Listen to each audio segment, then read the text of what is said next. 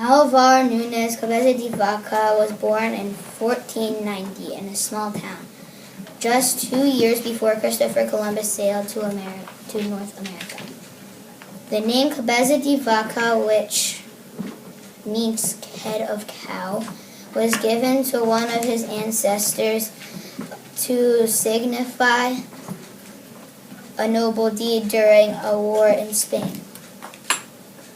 This ancestor guided his army to safety by marking a secret mountain pass with a cow's head. In his teens, Cabeza de Vaca began a military career. At the age of 37, he was asked to join Panfilio de Narvaez's expedition seeking the conquest of Florida. The expedition consists of 5 ships and 300 men. Cabeza de Vaca was appointed royal treasurer in the second command.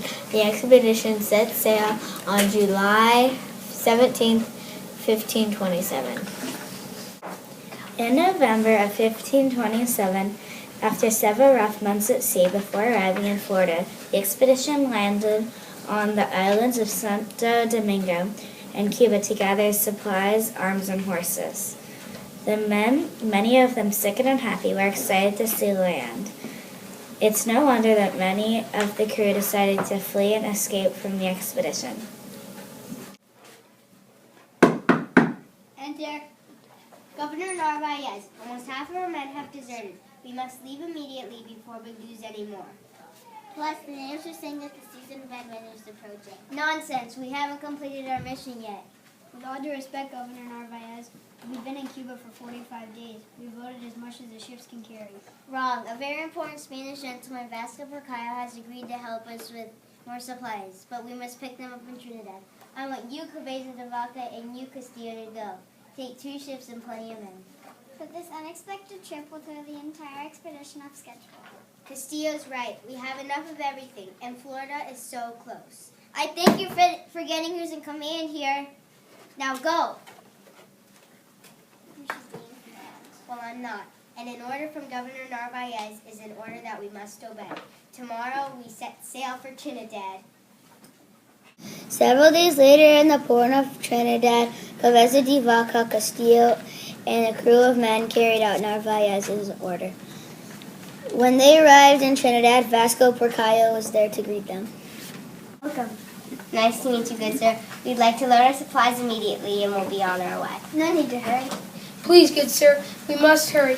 So far on this expedition, we've lost 3 of our ships, the Granada, the Ferdinand, and the Santiago, all eaten up by the sea. I don't like the looks of the skies. I think we're headed for a storm. It doesn't look good, but when it hits, we may be safer here in port than out at sea. Little clouds. Nothing more. We might get a little rain, that's it. I disagree.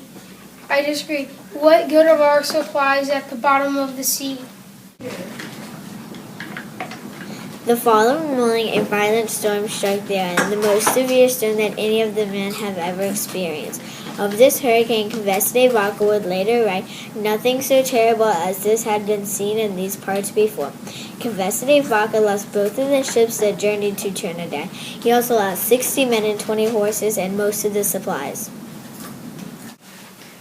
Several days later, Narvaez and the rest of the crew arrived in Trinidad to pick up Cabeza de Vaca and a few survivors. Unnerved by what had just happened, all of the men, including Narvaez, agreed to spend the winter in Cuba. The expedition didn't set sail for Florida until February 20th, 1528. During this time, more crew members deserted. On its way to Florida, the expedition again fell victim to several violent storms. Several weeks after setting sail, both Cabeza de Vaca and Narvaez spotted land and houses which they correctly thought belonged to the natives. Upon landing, Narvaez instructed Alonso Enriquez to pay these natives a visit. Hello, we come in peace. Tell them we bring no harm. Show them your hands. We bring no harm. Ask them where we can find food. Suddenly, the Timucuan natives began shouting at Enriquez and violently pointing at the sea as if warning everybody to leave. Then they ran toward their village. What happened? What did you do? You clearly saw a hand gestures. They don't want us here. Nonsense! Where's the flag? In the name of King Charles V, I hereby claim this land for Spain and Almighty God. Sir, you're not thinking of exploring this land now, are you? Why shouldn't I? We haven't secured the ships yet. Enriquez is right. We should keep sailing until we find a safe location. The ships are fine here. With all due respect, sir, we don't know whether the natives will welcome us. Once again, I think you're forgetting who's in command here. I say we unpack and make our camp here. Now do as I say. Yes, sir! As the crew unpacked, 2 arrows were shot at them. The arrows pierced a crate that Cabeza de Vaca was carrying. Take cover! We're under attack! Round up the men! We're leaving! Unwelcome, the expedition led by poor leadership of Narvaez left the land and then sailed west along the Gulf of Mexico. The Timucuan natives followed on foot to make sure the ships didn't return. The ship sailed along the coast for months, but try as they might, they were never able to find a safe place to land. Bad weather hit again. Cabeza de Vaca's ship was separated from the others. It was capsized after being hit by huge waves. By some miracle, Cabeza de Vaca Durantes were washed ashore on the same beach, unconscious as they lay face down in the sand.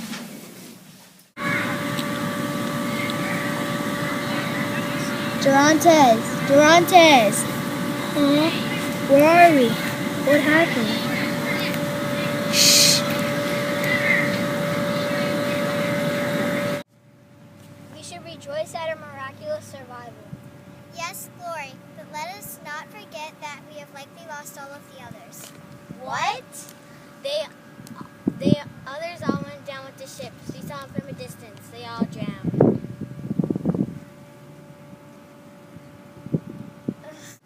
Go. Well, I guess I finally got my wish now. You're in command.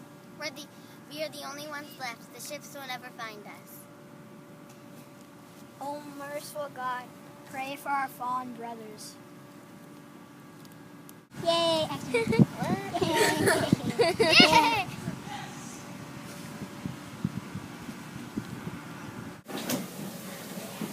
Several Kapoki natives had been tracking the survivors.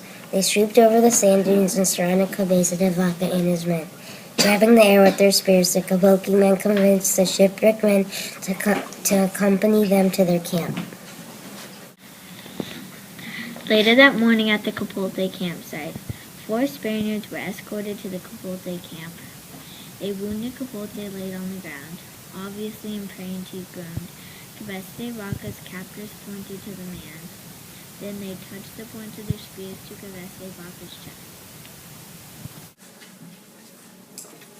Estevanico and Cabeza de Vaca knelt before the sick man. Cabeza de Vaca held his hand on the sick man's forehead to check for a fever. Estevanico looked at the wound. Castillo and Durantes were terrified and stood still. Don't hurt her. She has a very high fever. How does the wound look, Estevanico? It's not bleeding, but maybe we should clean it. Good idea. Get them to heat some water. Castillo, Durantes, come over here. But sir, I'm no doctor. Me neither. If you want to stay alive, I suggest you start acting like one. Yes, sir. You can pray, can't you? Yes, sir. Then start praying.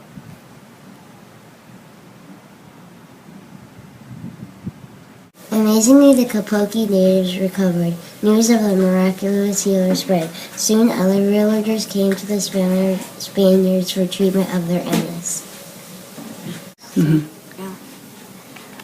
Cabeza Vaca later wrote in his journal, "Our method was to bless the sick, rise upon them, recite Our Father and Hail Mary, and pray earnestly to our God, Lord, for their recovery.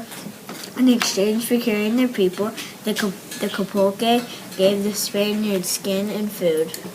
There was, however, one drawback. Cabeza Vaca and his men were not allowed to leave, and as time passed, it became clear that Cabeza Vaca and his 3-man crew were slaves to the Capote tribe. An act of sheer bravery, Cabeza de Vaca later escaped from the Capoque tribe. It is believed that he went on as far north as what is now present-day Oklahoma. He lived with the Cherokee people for several years, then moved on with many other native groups. The news of his healing powers gained him acceptance with the people. Estevanico, Castillo, and Durante stayed with the Capoques. The 4 Spaniards were fortunate to meet up again 6 years later. In the years he spent in North America, Cabeza de Vaca journeyed across what are now the states of Florida, Texas, Oklahoma, New Mexico, Arizona, and the northern part of Mexico. He returned to Spain on August 9, 1537. He published his journal in 1542 under the title La Relacion. Cabeza de Vaca's account of his travels is a rich source of first-hand information on the pre-European Southwest, the climate, plant and animal life, and customs of peoples living there. He thus provided historians a great deal of important information about life in North America before the conquest by the Europeans. During a war in Spain, this ancestors guided his army to Be on our way. No need to hurry. I always forget that one.